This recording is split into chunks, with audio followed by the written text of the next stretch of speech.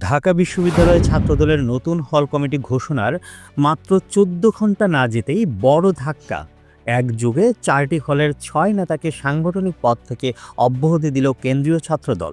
কারণ তাদের বিরুদ্ধে গুরুতর তথ্য গোপনের অভিযোগ প্রমাণিত হয়েছে। ৯ আগস্ট শনিবার রাত ১টার দিকে পাঠানো এক বিজ্ঞপ্তিতে এ তথ্য নিশ্চিত করেন ছাত্রদলের দপ্তর সম্পাদক জাহাঙ্গীর আলম।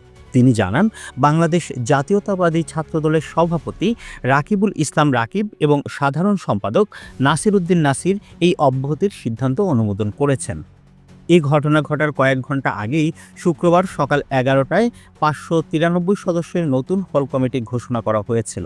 কিন্তু রাত নামতেই বদলে গেল পরিস্থিতি।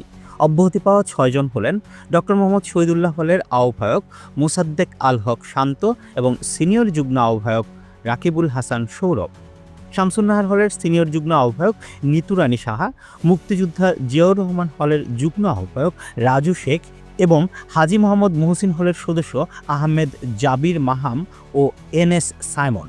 তাদের বিরুদ্ধে অভিযোগের তালিকাও ছোট নয়। অতীতে নিষিদ্ধ ছাত্রলীগের পদে দায়িত্ব পালন, বিতর্কিত সোশ্যাল মিডিয়া পোস্ট দেয়া, ছাত্রলীগের বিভিন্ন কর্মসূচিতে অংশগ্রহণ, এমনকি কোটা সংস্কার আন্দোলনে শিক্ষার্থীদের উপর হামলার মতো গুরুতর অভিযোগ রয়েছে। ব্যক্তিগত পরিচয়ের ক্ষেত্রেও বিতর্ক কম নয়। রাকিবুল হাসান সৌরভ ছিলেন ঢাবি জীববিজ্ঞান অনুষদ ছাত্রলীগের সহসভাপতি। নিতু রানী সাহা ছিলেন ছাত্রলীগের উপ গণযোগাযোগ সম্পাদক, যদিও তিনি গত ১৭ জুলাই পদত্যাগ করেন। আহমেদ জাবির মাহাম গত বছরের কোটা আন্দোলনে শিক্ষার্থীদের উপর হামলার ঘটনায় সমালোচিত হন।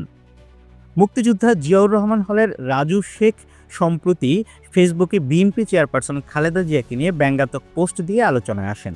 নতুন কমিটি ঘোষণার পর এমন দ্রুত শাস্তিমূলক ব্যবস্থা ছাত্রদলের আভ্যন্তরীণ রাজনীতিতে নতুন ধাক্কা হিসেবে দেখা হচ্ছে। অনেকেই বলেছেন, এই সিদ্ধান্তের মাধ্যমে সংগঠন পরিষ্কার বার্তা দিয়েছে, বিতর্কিত অতীত বা রাজনৈতিক দ্বৈত চরিত্রের জন্য নতুন কমিটিতে আর কোনো ছাড় দেয়া হবে না। Suman Salauddin, desk report, 0 TV.